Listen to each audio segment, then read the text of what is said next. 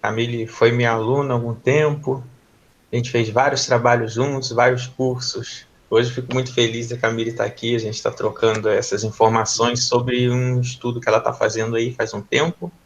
Ela é enfermeira do CASIC, ela vai explicar depois. Aí agradeço a presença da Camille, também da professora Miriam Lindolfo, que trabalha com a Camille, a professora Miriam Crisóstomo, e todos os professores lá da MFE, né, de onde a Camille está lotada, que é o Departamento de Fundamentos de Enfermagem e Administração. A professora Simone está aí, né? Vai falar, professora? Boa tarde. Eu estava tentando entrar, mas não estava conseguindo.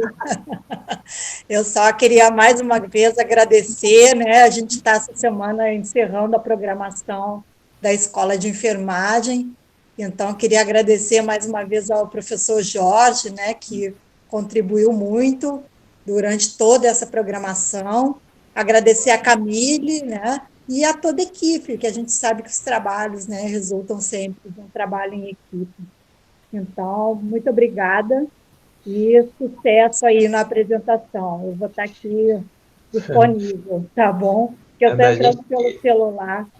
A gente que agradece, professora. Eu estava aqui nas listas de agradecimentos, já tinha terminado a MFE e agradecer a direção agora e o apoio, né, da senhora, professor Enéas, nessa empreitada aí, a gente conseguiu levar tanta informação nesse momento de crise que a gente está passando. Mas agradeço. Aí a gente estava começando aqui a falar, ia começar a apresentação, para a gente não demorar muito, né, não se atrasar, tem reuniões, em cima de reuniões. Eu vou começar a compartilhar a tela e só vou abrir a apresentação aqui.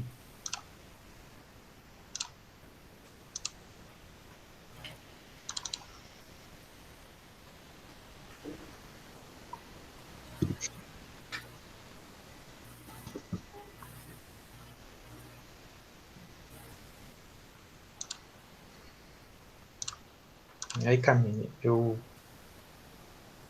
não sei, acho que agora a tela já está indo. E já está aí na tela, acho que tá enxergando, Camille, aí? Sim, tá dando para ver. Então tá ótimo. Então a gente vai falar nesse mini curso sobre levantamento de possíveis diagnósticos e resultados de intervenções de enfermagem no contexto brasileiro de pandemia de Covid-19. Né? Então aí a Camille, como eu já apresentei, depois ela vai falar um pouco mais. Eu vou fazer essa apresentação inicial. Temos a monitora Ana, que ajudou a gente aí na confecção dos slides, junto com a Júlia, né, que vocês já conhecem de outras lives aí.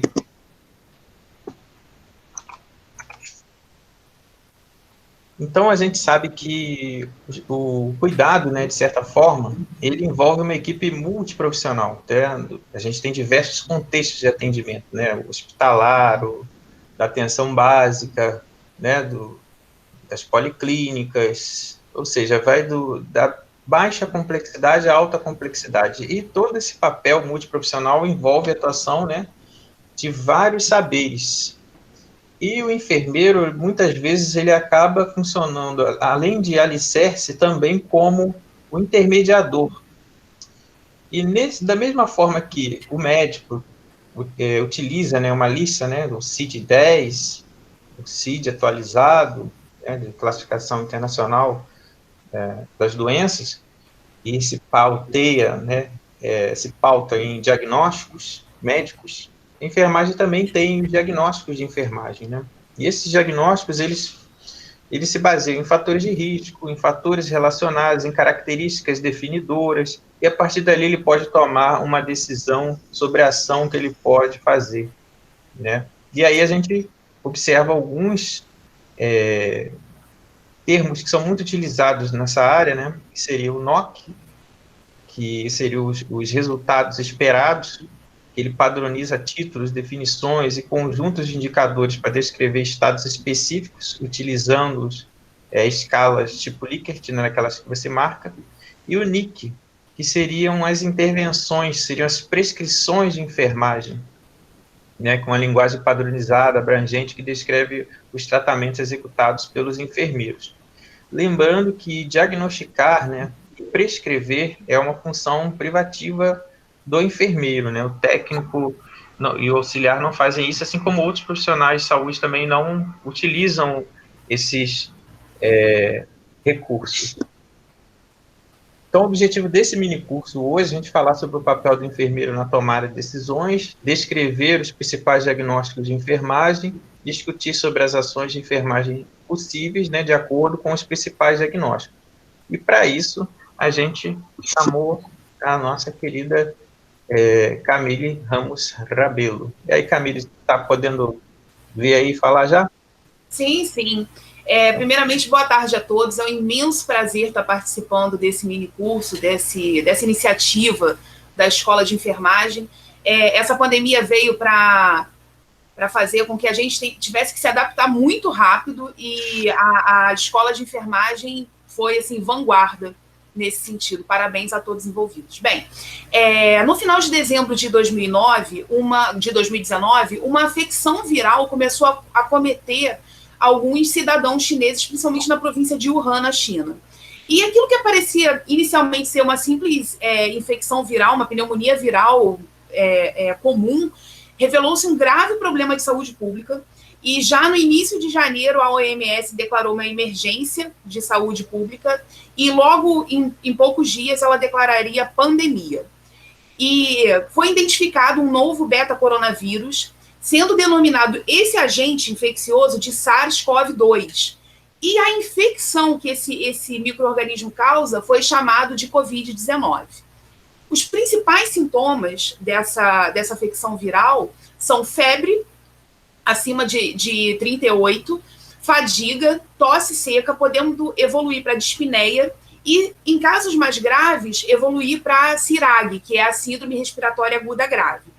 Estima-se que o número de infectados em todo o mundo, esses dados foram levantados hoje de manhã no site da Johns Hopkins, já tenha chegado a 13 milhões de pessoas e que o número de mortos já ultrapasse 570 mil mortos em todo o mundo. O Brasil atingiu a marca de mais de 1 milhão, de quase 2 milhões de casos confirmados e mais de 72 mil óbitos.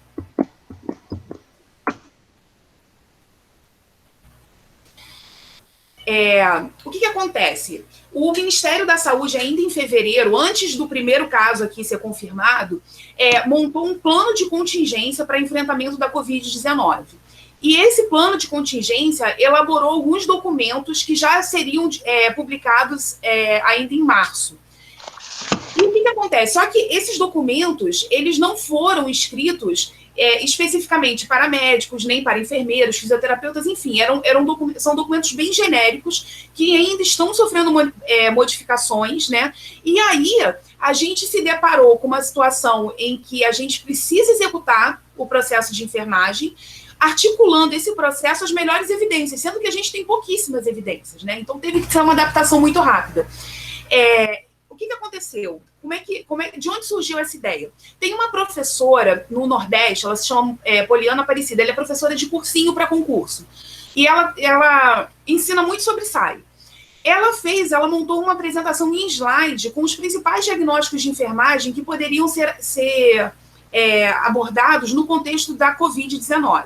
Quando eu vi aquele trabalho, ainda no início de março de 2019, eu achei aquela ideia muito boa e resolvi me debruçar em cima disso. Então, o fruto desse trabalho é esse levantamento que pressupõe diagnósticos, resultados e intervenções de enfermagens, todos eles baseados naquela taxonomia Nanda, NOC e NIC.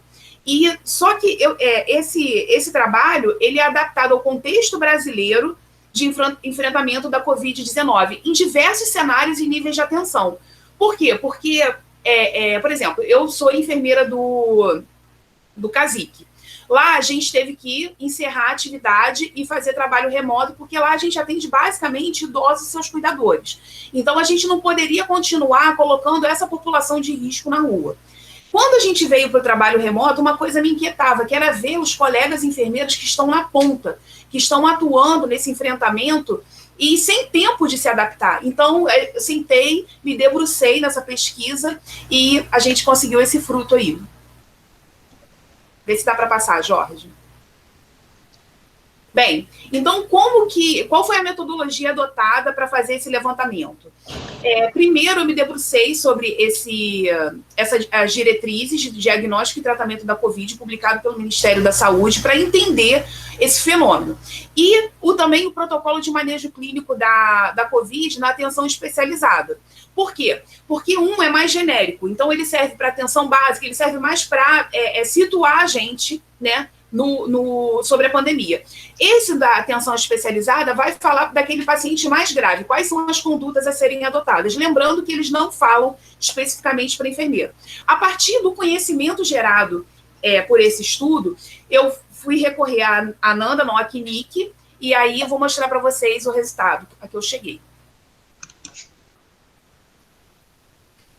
Bem, eu dividi o meu resultado em 4 partes. A primeira parte diz respeito à população brasileira em geral. Levantaram-se 4 diagnósticos, resultados e possíveis intervenções para cada diagnóstico desse, pensando num contexto de gestão pública, de saúde coletiva, saúde do trabalhador e atenção primária à saúde. Sendo que isso também pode ser aplicado lá na atenção especializada. Em relação ao alvo do cuidado, ou seja, para quem que são esses diagnósticos? É para aquela população que está vulnerável à infecção por Covid-19, sem a necessidade dela já ter sido infectada. Pode passar, Jorge. O segundo grupo diz respeito à população com déficit de conhecimento.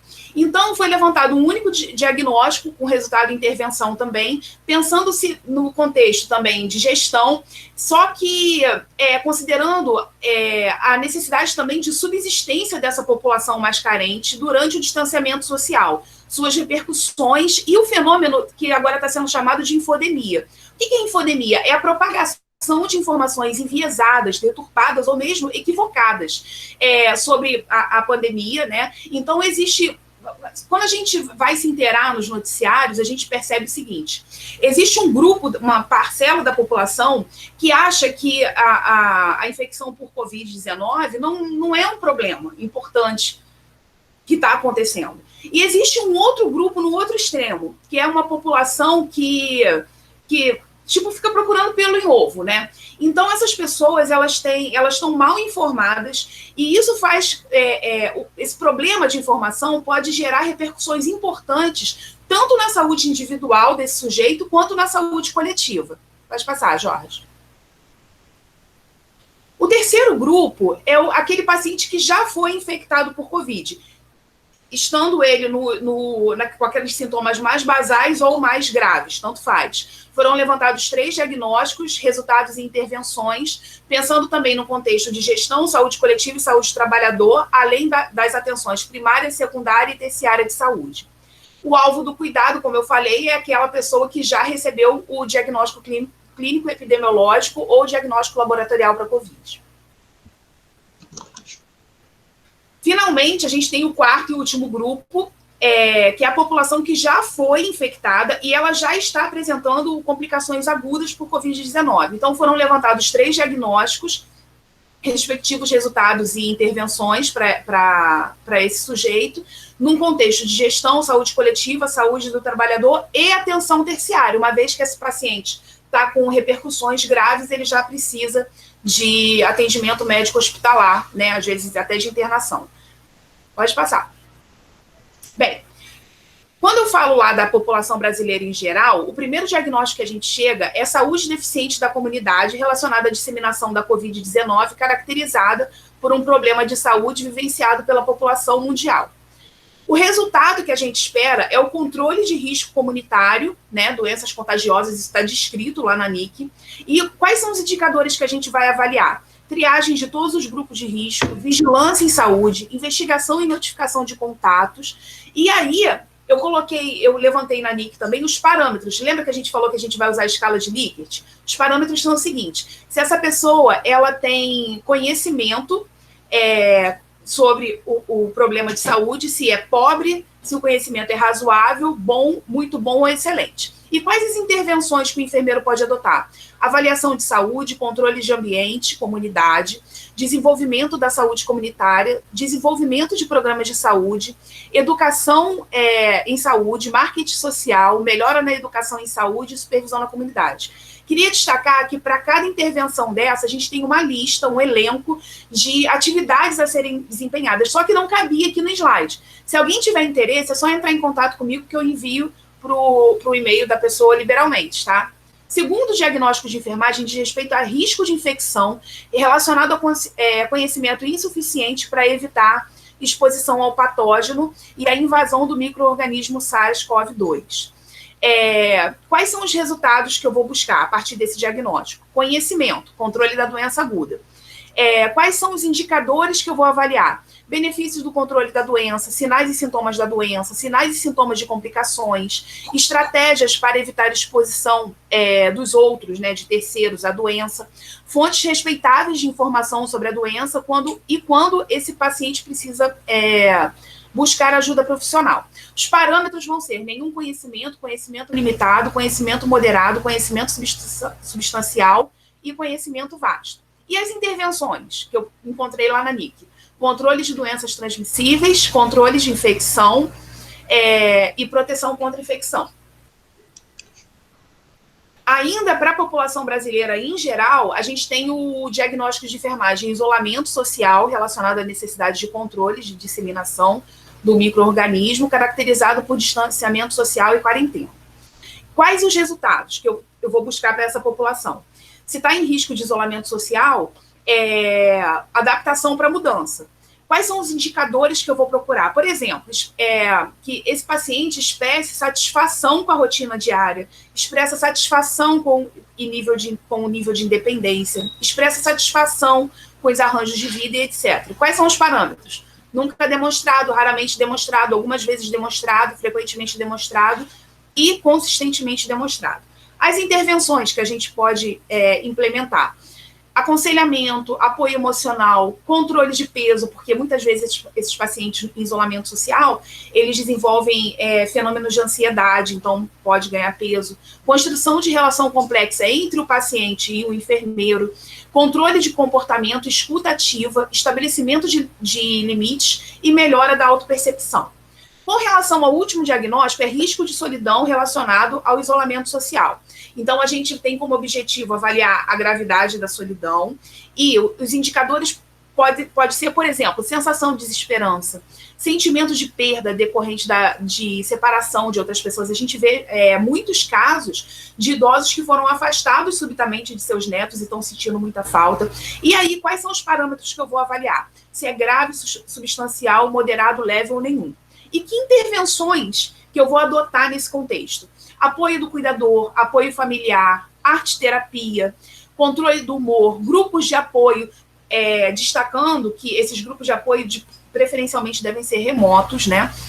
Manutenção do processo familiar, melhora do sistema de apoio, promoção da esperança, redução da ansiedade, terapias recreacionais e treinamento da assertividade. Bem, eu pensei ontem na internet 3 notícias de datas diferentes para essa população com déficit de conhecimento. Como eu disse, a gente tem 2 extremos no Brasil. A gente tem aquelas pessoas que acham que é só uma gripezinha, e a gente tem um outro grupo importante da população que acha que é o fim do mundo, que há uma união mundial para acabar com certos aspectos da população. Então, a gente tem esses 2 extremos. Em que parâmetro que eu classifiquei essa população? População com déficit de conhecimento. Aí tem uma reportagem do Globo que mostra uma notícia falando que estudo descarta hipótese de que o novo coronavírus tenha sido criado em laboratório, porque isso foi uma coisa muito especulada no início. Antes de morrer, paciente que foi para a festa diz: achei que Covid fosse fake. Isso acontece, gente. E, por último, essa foi uma notícia de ontem. Coletor usado em teste para coronavírus pode provocar dano cerebral. Então, aquele suavezinho que é feito, estava rolando uma notícia via WhatsApp falando que ele poderia causar dano cerebral. Então, esse tipo de infodemia e de desinformação gera repercussões importantes, porque essas pessoas eventualmente se expõem, deixam de fazer um exame, deixam de procurar atendimento médico. Também teve até uma declaração da Sociedade Brasileira de Cardiologia explicando que se a pessoa tiver sintomas de infarto, ela não deve ficar em casa, ela deve procurar emergência, porque aconteceram vários casos em que as pessoas estavam com dor no peito, dispneia, muito cansaço, chegou a síncope e não procurou atendimento médico por medo da Covid. Então, essa desinformação é uma coisa que o enfermeiro, ele atua muito, informando a população, né? E aí está o nosso diagnóstico: enfrentamento ineficaz, relacionado à avaliação imprecisa de ameaças, caracterizado por comportamento destrutivo em relação a si mesmo e aos outros. E qual o resultado que a gente vai buscar? Crença em saúde, ameaça percebida. Os indicadores a serem avaliados serão ameaça percebida à saúde, preocupação relativa à doença, preocupação relativa a potenciais complicações, gravidade percebida da doença, gravidade percebida das complicações, impacto percebido no atual estilo de vida, risco de morte percebido, e os parâmetros a serem avaliados serão muito fraco, fraco, moderado, forte ou muito forte. Quais as intervenções que o enfermeiro pode implementar? Apoio ao sustento, porque eventualmente essas pessoas foram colocadas em isolamento social e não tem nem como se sustentar, então orientações, encaminhamento para assistência social, controle de ideias delirantes. Literalmente, quando você vai ler a definição dessa intervenção, cabe muito para aquele pessoal que acha que tem uma teoria da conspiração, alguma coisa assim. O ensino, né? O enfermeiro é um educador na sua natureza, facilitação da autorresponsabilidade, melhora nas habilidades de vida e modificação do comportamento. Com relação àquele paciente que já foi infectado por Covid, ele já está apresentando sintomas, eu levantei no documento do Ministério da Saúde que repercussões clínicas que esse paciente apresenta. Então, a partir do momento que ele apresenta alguma alteração de vias aéreas, seja superior ou inferior, ou falta de ar, entra aí o nosso diagnóstico: troca de gases prejudicada relacionada à infecção respiratória, caracterizada por dispneia, gasometria arterial anormal, hipercapnia, hipoxemia ou hipóxia. O que a gente vai buscar para esse paciente? Um estado respiratório com troca gasosa satisfatória. Quais são os parâmetros que a gente vai avaliar? Se ele tem desvio da variação normal, desvio substancial da variação normal, desvio moderado, desvio leve ou sem desvio da variação normal. Outros indicadores que a gente vai procurar também, isso daqui é uma adaptação de acordo com o documento do Ministério da Saúde.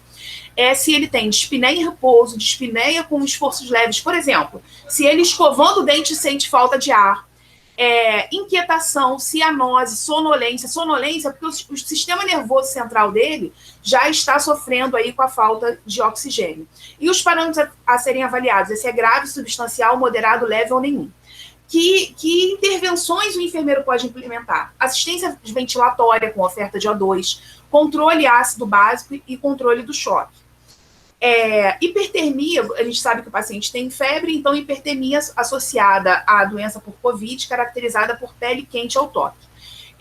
A gente aqui no Brasil, na academia, a gente conversa muito que a gente não avalia a temperatura ao toque, né? Mas isso daqui está ipsis literis, o que vem descrito na NANDA. Então, eu fui fiel à NANDA nesse sentido. Mas a gente sabe que o jeito certo da gente aferir a temperatura corporal do paciente é por meio de dispositivos, como termômetros, né? E aí, o que a gente busca? Qual é o nosso objetivo para esse paciente? É que ele alcance termorregulação. Então, a gente vai avaliar aqui indicadores: hipertermia, temperatura da pele aumentada, frequência cardíaca, frequência de pulso e frequência respiratória. Geralmente, elas aumentam, né, pelo aumento ali da demanda metabólica do paciente. Então, vai ser classificado em grave, muito, moderadamente, levemente ou não comprometido. Outros sintomas passíveis de serem avaliados, isso aqui eu estou trazendo porque o Ministério da Saúde destaca isso principalmente para paciente idoso. O paciente idoso, ele pode não apresentar a febre do jeito que de uma manifestação clínica comum de um adulto saudável. E aí, o que ele vai apresentar? Sonolência, irritabilidade, e os parâmetros a serem avaliados, uma mudança de comportamento, né? Se é grave, substancial, moderada, leve ou nenhuma. E que intervenções o enfermeiro vai implementar? controle de medicamentos, controle do ambiente, né, favorecer um ambiente arejado para ele, e controle hídrico. O último diagnóstico relacionado ao paciente que já foi infectado, independente dele ter agravado ou não, é dor aguda relacionada a agente biológico lesivo, caracterizado por alto relato de intensidade e características, evidência de dor usando uma lista padronizada do comportamento de dor para quem não consegue se comunicar verbalmente, por exemplo, um idoso já em estágio avançado de demência, né?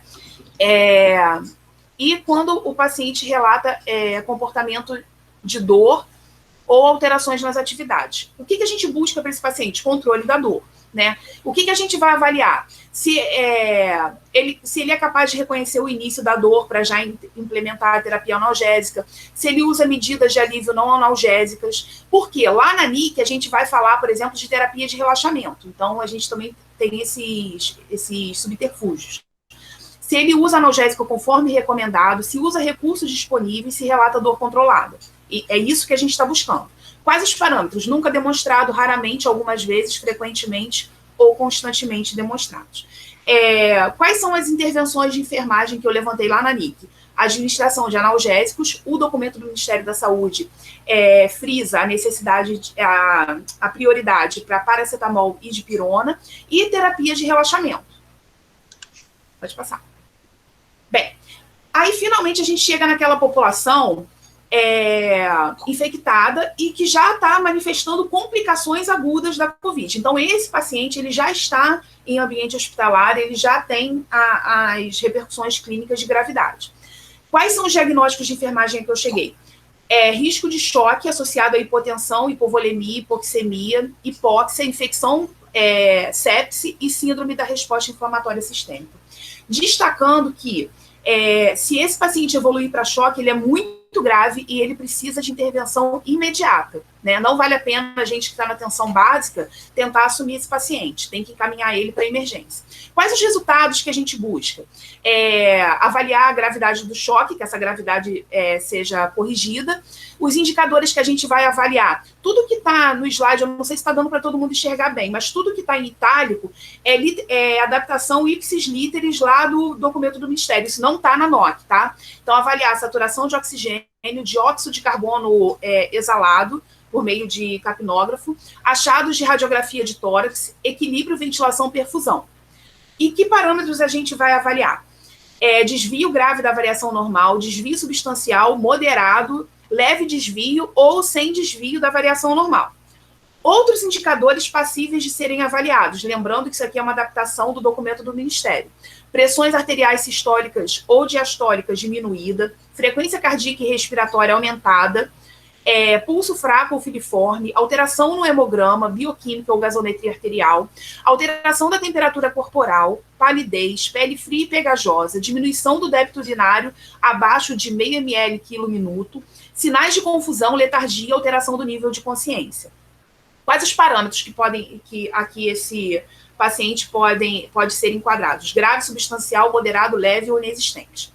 E as intervenções de enfermagem, o que a gente faz frente a isso? A gente precisa ser muito, muito eficiente em identificar riscos, monitorar sinais vitais, realizar monitoração hídrica, a gente vai fazer isso por meio do balanço hídrico, oxigenoterapia, precauções contra sangramento, regulação hemodinâmica, reposição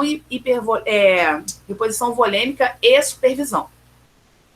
O segundo diagnóstico a que a gente chega é risco de tromboembolismo venoso associado a comorbidade médica significativa, mobilidade prejudicada. Então, se esse paciente está internado numa terapia intensiva, ele fica ali contido ao leito, principalmente se ele estiver em isolamento. Então, ele tem um risco grande para isso, tem a mobilidade prejudicada e admissão em unidade de terapia intensiva. Quando a gente vai na NOC, a gente não encontra NOCs relacionados a esse diagnóstico de enfermagem. Só que a gente tem que considerar o seguinte, a ANANDA, que foi de onde a taxonomia que eu usei para levantar esses diagnósticos de enfermagem, ela é mais recente do que a NOC, a última edição da NOC. Então, o que pode acontecer? Vai ver que na próxima edição da NOC vai vir os resultados a serem alcançados para esse diagnóstico, mas a gente ainda não tem. E eu também não encontrei na NIC, que também é uma publicação mais antiga do que a última Nanda, implementações específicas para esse diagnóstico. Então, o que eu fiz? Eu fui buscar lá no manual do Ministério qual é a orientação deles, que a gente, que é enfermeiro, a gente tem autonomia para implementar. Então, implementação da avaliação de risco de tromboembolismo venoso, elevação de membros inferiores para evitar estase venosa ali, principalmente panturrilha, né? Implementar e acompanhar o paciente com meias compressivas. Então, algumas unidades de saúde têm uns dispositivos automáticos. Se não tiver, o uso de meia compressiva pode prevenir. E o Ministério da Saúde orienta o uso de profilaxia farmacológica em pacientes sem contraindicação. No caso de contraindicação, sempre optar pela profilaxia mecânica. Então, isso é uma coisa que eu sugiro que os enfermeiros discutam em equipe. Pode passar. E, finalmente, o último diagnóstico a que eu cheguei foi resposta disfuncional ao desmame ventilatório relacionada a desobstrução ineficaz das vias aéreas, ou dor, ou histórias de dependência do ventilador mecânico por mais de 4 dias, histórias de tentativas de desmame mal-sucedidas, caracterizado por desconforto respiratório, fadiga, inquietação, diaforese, agitação, aumento da frequência cardíaca em relação aos parâmetros basais, acima de 20 batimentos por minuto, aumento da pressão arterial em relação a parâmetros basais, acima de 20 milímetros, essa variação acima de 20 milímetros de mercúrio, seja sistólica ou diastólica, aumento significativo da frequência respiratória em relação a parâmetros basais, cor da pele anormal, deteriorização na gasometria arterial e em relação aos valores basais. Uso de musculatura acessória respiratória importante. O que a gente vai tentar, qual é o nosso objetivo de enfermagem com relação a esse paciente? Resposta ao desmame desmame da ventilação mecânica adulto. Quais os indicadores a serem avaliados? Aqui também, eu adaptei esses indicadores também de acordo com o manual do Ministério. Frequência, ritmo e profundidade respiratórias espontâneas, gasometria arterial dentro dos parâmetros normais, saturação de oxigênio, equilíbrio da ventilação-perfusão. E outros parâmetros também, desvio grave da variação normal, desvio substancial da variação normal, desvio moderado, leve desvio ou sem desvio da variação normal. Outros indicadores passíveis de serem avaliados também, isso já naquele documento do Ministério para atenção especializada. Dificuldade para respirar sozinho, dispneia em repouso ou com esforço leve, ansiedade, medo, reflexo de tosse prejudicado, movimento assimétrico das paredes do tórax, uso de musculatura acessória, agitação, inquietação e desconforto e cianose. E os parâmetros são grave, substancial, moderado, leve e inexistente. Quais as intervenções de enfermagem? Controle da tecnologia, né? Então o enfermeiro saber ajustar a ventilação mecânica, controle da ventilação mecânica, controle das vias aéreas. Em controle da tecnologia também, pode ser aquela diminuição da sedação diária também. Pode passar. Bem, destaque-se que para cada diagnóstico elencado, definiram-se as respectivas intervenções. Então, assim, tanto as NICs quanto as NOCs, elas são diretamente dependentes das NANDAs levantadas. A necessidade de avaliação particular de cada caso e cada cenário se faz necessária, né, durante a prática clínica e profissional do enfermeiro nos diversos níveis de atenção, e dada sua importância, a elaboração e a atribuição dos diagnósticos de enfermagem não pode jamais ser dissociado do processo de enfermagem. A partir do momento que você pega o plantão, assume um paciente ou atende lá na atenção básica um paciente, por lei, a gente precisa implementar o processo de enfermagem. Então, essa é a relevância desse estudo. Pode passar. Essas foram as minhas referências, destacando que esse trabalho ele pode ser disponibilizado para qualquer pessoa. Eu já publiquei em grupos de WhatsApp para colegas. Quem quiser ter esse documento completo, é só entrar em contato comigo, vou dar meu endereço.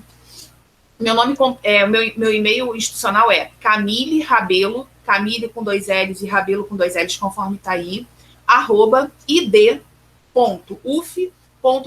É só entrar em contato comigo que eu envio. Eu ainda não consegui publicar, mas a gente já está enviando para as revistas, conforme perguntado.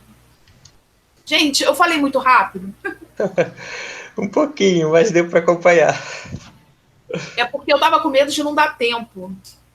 Não, deu tempo sim, foi tranquilo. Então, a gente pode começar agora as questões, né? Quem tiver alguma pergunta relacionada aos diagnósticos, a gente fica um tempão trabalhando para poder montar um produto final. Eu, de certa forma, contribuí lendo e tendo mais ideias com a Camille. A professora Miriam também ajudou a construir esse material, mas como a Camille mesmo falou, é uma coisa que a gente, quem quiser ter acesso, ela vai ceder, né? E a gente está tentando publicar algumas partes, né? Porque não dá para publicar ele todo, né? Que seriam praticamente um livro, né? Eu posso só fazer um parêntese aqui? Vontade. Eu queria agradecer imensamente a minha chefe direta, a Miriam Mindolfo. Ela, desde o início da ideia, ela me estimulou muito, me encorajou muito. O meu grupo de trabalho no CASIP também, todo mundo ficou muito animado. A minha chefe de departamento, que é a doutora Zenite Rosa, ela também me apoiou muito. A doutora Miriam Crisóstomo, enfim, todos os colegas. E agradecer também você, Jorge, que o trabalho foi tomando um volume que a gente não imaginava que ia ter no final, né? E às vezes eu estava desanimada, né? Ficava pensando, não vou dar conta, e você sempre me estimulando muito. E cada enfermeiro que mandou e-mail para mim e disse que o documento ajudou, foi fundamental tudo isso. Isso é que é o mais importante, né? A gente conseguiu ver que são diagnósticos de enfermagem, né? Como que eles se enquadram no contexto da saúde, como é importante o enfermeiro estar pautado nesse conhecimento científico para poder dar um melhor cuidado, né, de qualidade, e mostra também que a gente consegue sempre se adequar, né, porque esse foi um esforço que a gente tentou fazer em cima daquilo que já existia, a Camille explicou, né, e teve algumas intervenções que ainda não existem, né, nos manuais oficiais, mas a gente consegue fazer por adaptação. Então, isso foi da mesma forma que todo o sistema, né, de saúde e atenção se adaptaram, a gente também tentou adaptar a literatura às necessidades de Covid. A gente abriu aqui para perguntas, eu não estou conseguindo ver aqui nenhuma pergunta, mas aqui, ó, estudo será publicado em alguma revista? A Aline perguntou, a gente mandou para uma revista já, está lá em análise, vamos ver, né? Tomara que saia. Mas eu estava vendo... Professor Jorge, Oi. Posso falar? À vontade. Eu queria parabenizar muito a Camille, né? Ficou um belo estudo, e a equipe junto, né? Mas ela apresentou com muita propriedade, e incentivar ela a vir para o mestrado, né? Porque ela pode validar esses diagnósticos em diversos cenários, pode até escolher, pode ser lá no CASIC mesmo. Então, eu estou querendo mestrado, eu estou querendo saber se o mestrado me quer. Claro, lógico que sim. Professora Simone, a Camille sofre muito desde o ano passado, eu fico perturbando ela com esse negócio de mestrado e produção. Ela já está até quase que ficando traumatizada, não quero traumatizar. Mentira, não, eu preciso... Gente, você me ajuda muito, Jorge, eu falo isso publicamente, todo mundo sabe. Mas a gente está tentando, sim, mandar para a revista. Todo o material a gente pode enviar, só mandar um e-mail para ela. E sobre ideia de livro, o que acontece? Como a gente trabalha com diagnóstico, tem muita coisa que é compilada, né? A gente até estava discutindo sobre isso, porque o compilar a gente pega e adapta e tem os livros, né? Tem os manuais. O interessante para a gente seria o que tem de diferente, né? Para a gente tentar publicar antes aquilo que foi de novo, que a gente tentou adaptar. E é isso que a gente está correndo. Porque quando a gente pensa em livro, igual perguntaram aqui, fica uma coisa que parece que você compilou muita coisa. Então, a gente quer só focar no que tem de diferente, né? Então, para essa população específica com Covid, o que seria interessante de diagnóstico, de prescrição, nisso que a gente ficou. E esse documento ficou indo e vindo várias vezes, e a gente conseguiu chegar a esse produto final e resolvemos fazer esse curso, mini curso, né, para poder levar esse conhecimento que a gente tentou produzir nesse curto período de tempo. E aí a Camille parece que não enjoa, fica a vida inteira atualizando, procurando. Não, mas deixa eu explicar só o que aconteceu. Uma professora de SAI teve acesso ao meu trabalho e ela veio conversar comigo. Falou o seguinte: Camille, você fez, porque a princípio eu fiz os diagnósticos e as intervenções. Ela falou assim: não, precisa ter o resultado também, né? Que é Nanda, NOC, NIC. E aí foi por isso que eu voltei para o trabalho, me debrucei mais uma vez sobre ele, e agora a gente está entregando o trabalho completo. E o público aqui é o primeiro a ver o trabalho com as NOCs. A gente eu acho que nem para a revista a gente colocou, né? Não. Tem que fazer essa adaptação depois. Vai entrar quando virar livro. O que acontece? O trabalho agora, como um todo, que eu vou até enviar para quem solicitar, ele tomou uma proporção muito grande. Já não cabe mais num artigo, dá para tirar braços dele para escrever outros artigos. Agora, só para virar livro, estou trabalhando nisso, né? Na parte lá do registro da Biblioteca Nacional e tal. Mas eu fiquei pensando na necessidade de disponibilizar isso.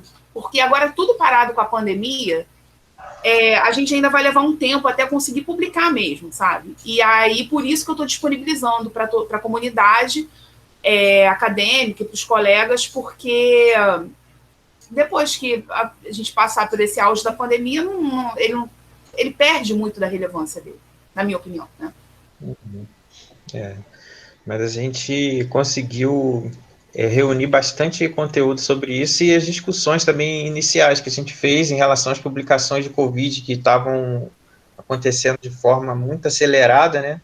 E a gente quis montar uma introdução que desse uma contextualização e correu para os manuais do Ministério. Então, isso também foi uma coisa que ajudou bastante a confecção desse material. E tem bastante coisa aí que vocês vão ver. Eu não sei nem quantas páginas tem, mas é muito grande, né, Camila? Já está com mais de 50, eu acho. Isso, eu ia chutar. E tem uma outra coisa também. As descobertas agora elas estão muito dinâmicas, porque o mundo inteiro está reunido e empenhado em decifrar, né, esse problema para encontrar uma solução. Então, o que acontece? Só para vocês terem uma noção, aquela diretriz de diagnóstico e tratamento da Covid-19, ela já está na 4ª versão. Né? Quando eu comecei o trabalho, estava na 1ª. Então, cada vez que sai uma versão nova, eu vou adaptando. Sai alguma informação da Anvisa. Né? Esses dados aí epidemiológicos, eles são ajustados em frequência horária no site da Johns Hopkins. Então, cada apresentação que eu faço, eu atualizo ali, os dados são de hoje. Uma coisa importante que a gente não pode deixar de lembrar, acho que a gente até deu a entender durante a apresentação, é que a implementação, né, tanto desses diagnósticos quanto as prescrições, elas se dão dentro da sistematização da assistência, né, que começa lá com histórico e vai terminar lá com prognóstico, dependendo de qual a linha teórica você está seguindo, né? Porque como a gente fez um curso muito pontual e o público muito específico, a gente vai direto falando de diagnóstico e aí a gente esquece de falar da SAI, mas está dentro da SAI. Professor Jorge? Oi, Miriam. Posso falar um pouquinho? À vontade, aí, professora Miriam apareceu, fala à vontade. Boa tarde a vocês. Eu gostaria de parabenizar a enfermeira Camille, ao professor Jorge. Assim, eu fico muito feliz por ver que vocês dois cresceram, estão crescendo, né? E a Camille, ela tem um desejo de conhecer e ela se lança na construção desse conhecimento. Então, quando foi feita a proposta para ela sobre a questão de construir um trabalho, ela mergulhou de cabeça, né? Ela realmente assumiu isso. E foi ela que veio trazer esse conteúdo para a gente. Como nós vimos que era algo denso e era algo importante, nós sugerimos que ela fizesse, né, um artigo. E, na realidade, como o professor Jorge falou, não surgiu apenas um artigo, mas muitos artigos, né, nós estamos trabalhando a partir do trabalho da enfermeira Camille, né? É isso aí, então, bem parabéns, lembrado. e realmente é um material muito denso, muito A denso. gente tem um artigo com a professora Miriam de reflexão voltado para o idoso, né, Miriam? E temos um outro que a gente está fazendo também, em geral, e aí tem outros trabalhos também que estão sendo feitos lá no CASIC. E aí, seria legal, Camille, você falar também um pouquinho sobre o que significa essa sigla CASIC e como que você implementa esse diagnóstico lá com os idosos. Então, o CASIC, ele é um centro de atenção aos idosos e seus cuidadores. É um projeto da Escola de Enfermagem, Aurora de Afonso Costa, especificamente do Departamento de Fundamentos de Enfermagem e Administração. Nós recebemos alunos da graduação do 4º período de enfermagem, do 8º período também de enfermagem, além de trabalho voluntário também. O que a gente tem lá nesse serviço? A gente atende, como eu falei, idosos e seus cuidadores, né? Eles chegam até a gente e passam pela consulta de enfermagem, destacando que, muitas vezes, o cuidador, ele adoece, porque ele se entrega tanto nesse ato de cuidar, que ele não tem tempo de cuidar da saúde de si próprio. E no CASIC, nós cuidamos também do cuidador. Então, lá, passa primeiro pela consulta de enfermagem com o enfermeiro Rafael, e aí ele identifica, ele diagnostica e identifica necessidades, aquilo que ele pode resolver sozinho, ele resolve. Se houver necessidade de encaminhamento, ele encaminha. Nós temos um geriatra, uma cardiologista, fisioterapeuta voluntária, um grupo grande da equipe de nutrição da Faculdade de Nutrição da Universidade Federal Fluminense, além de psicólogo, assistente social e terapias alternativas, né? Então, a gente tem reiki, acupuntura e terapia com moxa. Temos também um grupo de estimulação cognitiva com o enfermeiro Rafael às quintas-feiras. Então, pacientes que estão em risco para desenvolvimento de demência ou que já têm algum diagnóstico de início de demência, eles vão participar desse grupo e o Rafael faz estimulações cognitivas de acordo com a necessidade. Então, assim, não é porque em grupo que é um pacotão. Então, se um paciente ele tem ainda capacidade de, por exemplo, fazer cálculo, escrever, desenhar, pintar, ele vai ser estimulado a isso. Às vezes, o estímulo que os nossos pacientes são submetidos é fazer uma linha reta. E fazer uma linha reta para ele, saber o dia que é, que hora que é, isso já é um grande desafio para ele e um grande estímulo. Então, nós fazemos isso lá no CASIC. Tem mais alguma coisa, Miriam? Eu acho que é isso, né? Resumo. Tem uma pergunta aqui também, se a professora Miriam não for falar. Temos o farmacêutico, né? Farmacêutico, isso. Ana Caldas, né? E a Faculdade de Farmácia tem sido a nossa companheira, né? Através do professor Ranieri, não é? Nutrição, farmácia, psicologia, serviço social com a Edith. Isso. Não é isso? Isso. Nós temos feito assim o nosso atendimento aos idosos. E a entrada no CASIC, ela não precisa de encaminhamento, é demanda espontânea. O idoso, isso que é legal. Né? E nós atendemos também o cuidador. E o interessante é que o cuidador ele é a partir de 18 anos. Querendo ou não, nós temos uma inserção na saúde coletiva, porque nós também vemos a questão da família. Nesse momento, nós estamos com as nossas atividades suspensas, mas nós também fazíamos a visita domiciliar, onde fazíamos a inserção naquela família, víamos quais eram as fragilidades, né, para atuarmos para melhorar a qualidade de vida também do idoso. Isso aí. Okay? Muito bom. É um campo fértil para a aplicação desses diagnósticos de enfermagem, né, Camille? Tem uma pergunta aqui da Tainá. Eu vou ler e depois, infelizmente, a gente vai ter que encerrar, que tem uma outra reunião que já começou. Ela pergunta assim, sobre o caminho delineado feito para o levantamento diagnóstico com foco na Covid-19, pode falar um pouco sobre por onde começar para realizar esse levantamento, tendo como alvo outros cenários e públicos? Como se direcionar com segurança na busca de diagnósticos que realmente atendam às necessidades humanas daquela população específica? Então, primeiro a gente precisa que o enfermeiro ele tenha sensibilidade, né? E porque ele que tem a expertise para fazer o diagnóstico de enfermagem, isso é uma atribuição privativa dele. O que acontece? Eu me senti muito perdida também no começo desse projeto.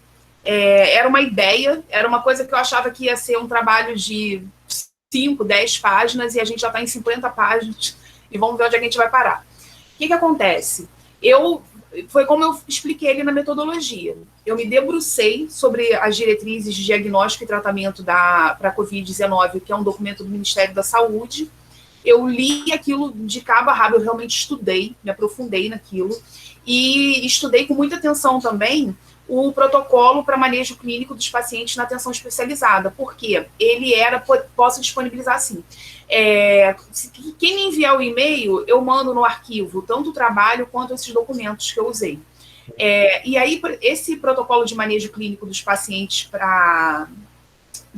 na atenção especializada, ele vai falar daquele paciente grave, ele vai falar de choque, ele vai falar de terapia com amina, né?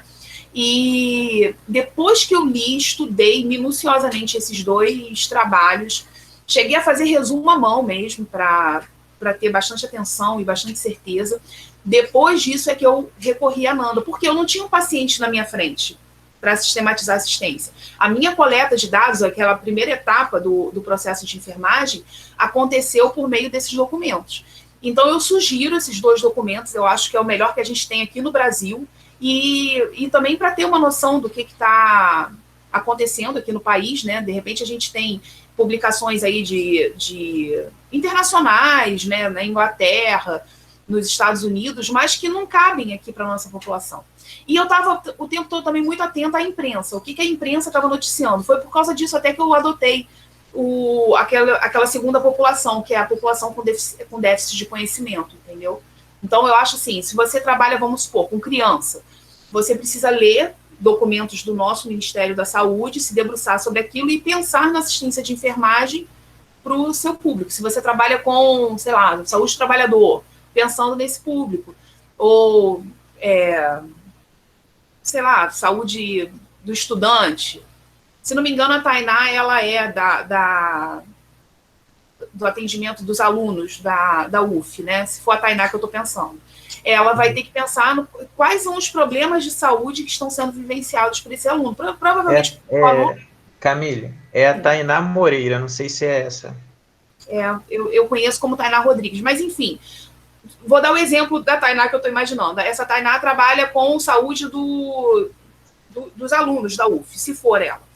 Então, provavelmente, quem está... Isso, divisão da atenção à saúde do estudante, exatamente. Então, o aluno que prestou vestibular e não entrou ainda, ele ia entrar em março, não chegou até... Provavelmente ele está ansioso, provavelmente ele está com humor deprimido. Você vai pensar nesse contexto, qual é o problema que está sendo vivenciado por ele. E o aluno que estava quase formando e que teve que parar, estava a formatura paga aí para o meio do ano, para o final do ano, e está tudo parado.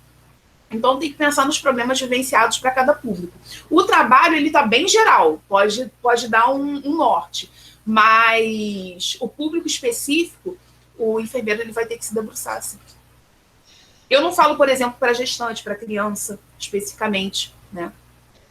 Então, Camille, muito obrigado, viu? Agradeço também a professora Miriam ter ajudado a gente aqui nas explicações, né?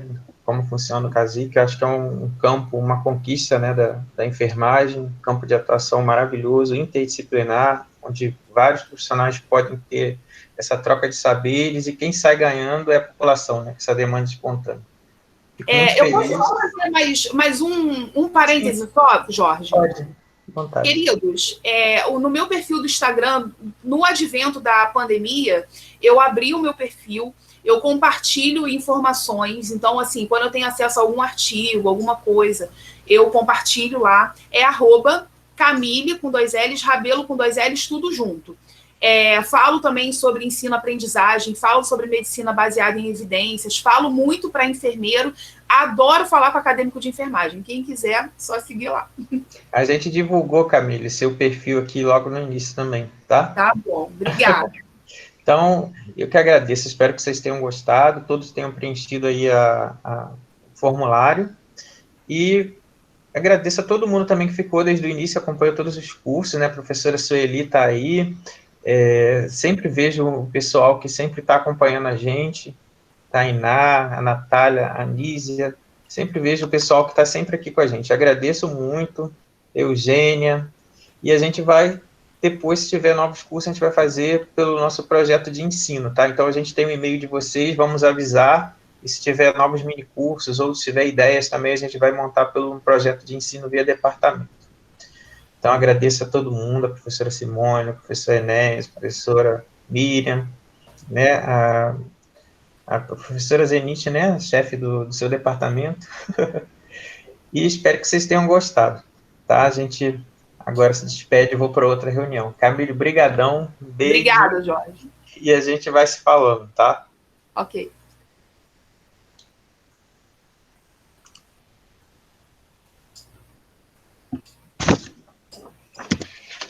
Tchau.